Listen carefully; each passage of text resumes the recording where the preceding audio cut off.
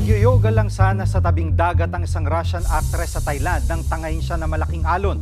Ang masaklap, 2 araw pa bago natagpuan ang kanyang bangkay. Narito ang Frontline News Abroad. Sa kasagsagan ng malakas na alon sa isla ng Koh Samui sa Thailand, isang babae ang naispatang nakaupo sa malalaking bato malapit sa dagat. Maya-maya, bigla siyang tinangay ng tubig.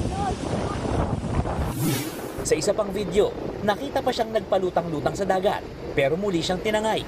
Naging puspusan ng paghanap sa kanya na kinilalang si Kamila Belyatskaya, isang Russian actress. Pero sa magdamag na paghahanap, hindi siya nakita. Makalipas ang 2 araw, natagpuan ng isang bangkay sa kalapit na resort.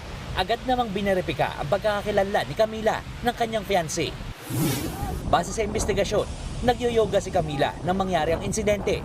Pumunta sila ng Thailand na kanyang boyfriend para magbakasyon bago ang kanilang kasal ngayong buwan.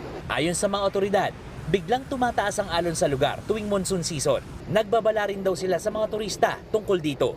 Nagbabalita mula sa Frontline, Gerard de la Peña, News 5. Mga kapatid, Jiggy Manikad po, iba na ang may alam at may pakialam sa panahon ngayon.